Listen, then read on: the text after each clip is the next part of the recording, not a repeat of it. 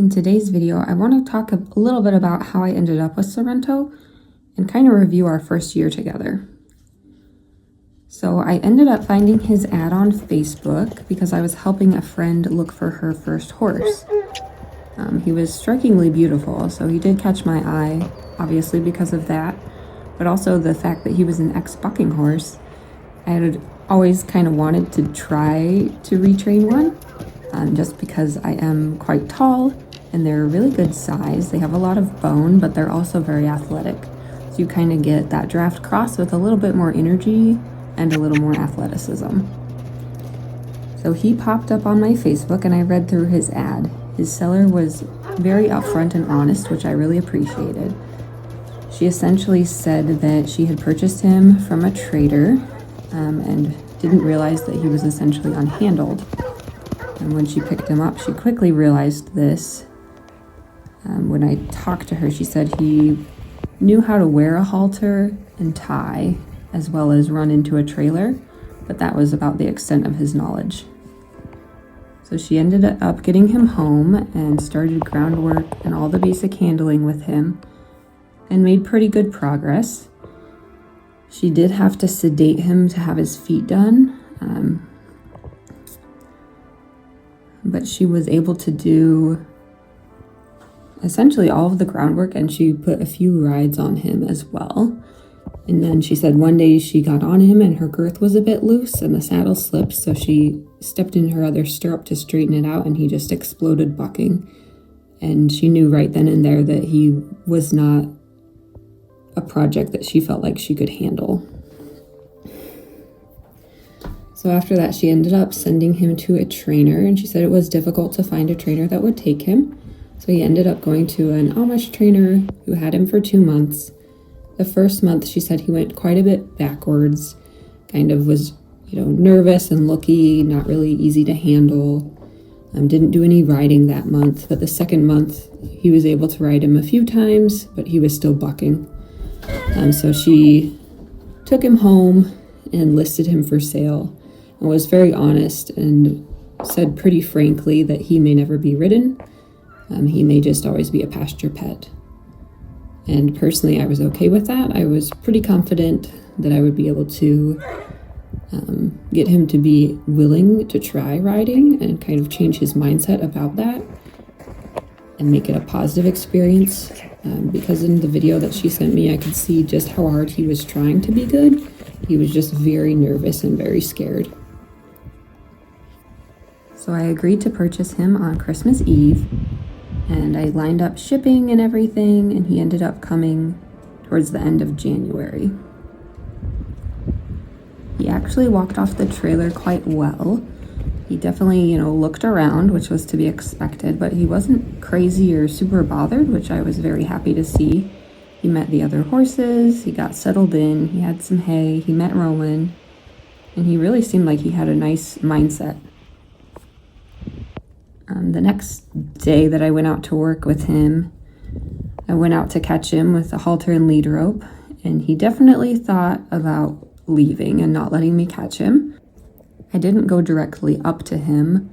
I took a few steps and waited until he seemed okay with me approaching. He did actually end up letting me catch him without moving, but I could definitely feel his hesitation.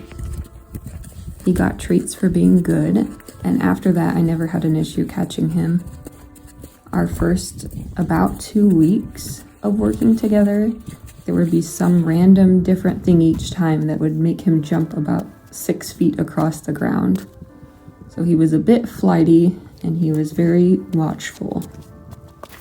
We kept the first few sessions very simple. Essentially, he would just be tied and we would practice grooming. We would practice with his feet.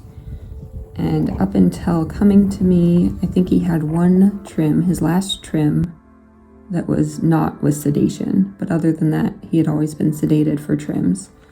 And he definitely had concerns about having his feet handled. I tend to do a touch-up trim of rasping every week if I can. So he actually came around quite quickly with having his feet handled. After a few weeks of just grooming and doing basic handling things, I did test him out with tacking up, and he really had no issues with wearing a saddle or lunging, anything like that, he was very comfortable with. So it was clear his previous owner had put a lot of work into that. I, of course, did all the basic groundwork again just to check for any holes, and he passed everything with flying colors. We then started focusing on mounting practice and just standing. So in the beginning, I would have alfalfa hay out for him, and I would climb on my little step stool, and I would climb onto his back and just sit there and brush him while he ate hay, just wearing a halter with the lead rope on the ground. After a few sessions of that, I started making multiple hay piles, and I would just let him kind of eat one and then wander to the next, and not be asking him to go anywhere or do anything, but just letting him go as he pleased. And he did really, really great with that. During this time, I had been hand walking him on the trails or on the road just to get him exposure. He really seemed like he hadn't seen a lot of cars and trucks and mailboxes and trash cans and just everyday things.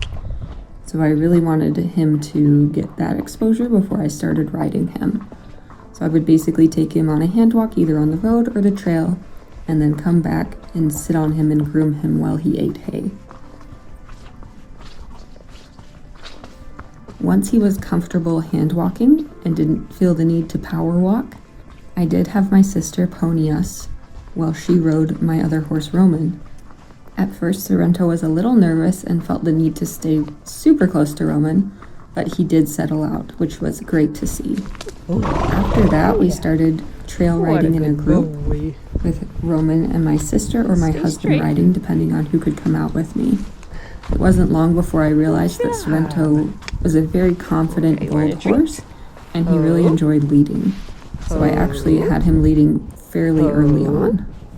He was doing so great that I would take him out solo on the trails, and here and there I would take him solo on the road. Whenever my sister or husband could ride with me, we would do a longer ride, doing around 5 to 6 miles. A lot of my solo rides were pretty short, around 10 to 15 minutes, because I really feel like just getting that short, good ride is more beneficial than getting an hour of work that was contentious.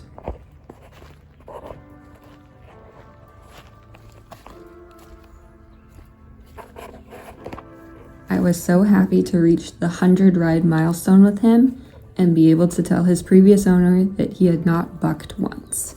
And not only that he hadn't bucked, but that it had not even crossed his mind.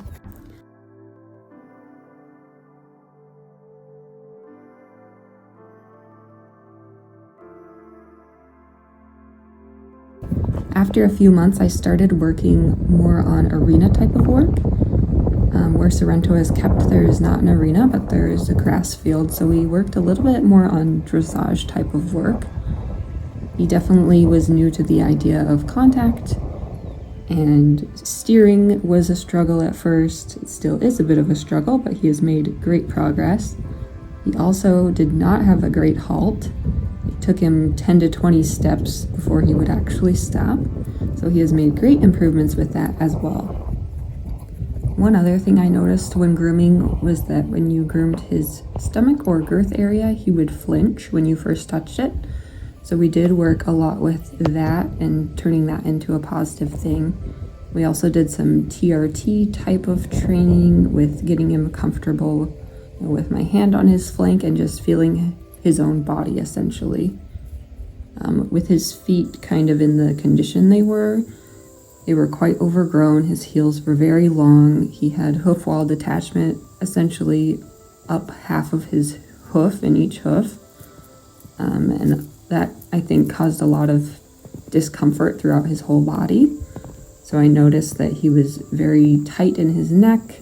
So he did quite a bit of body work, as well as helping his feet find better function and form. That really helped make him more comfortable in his body and movement.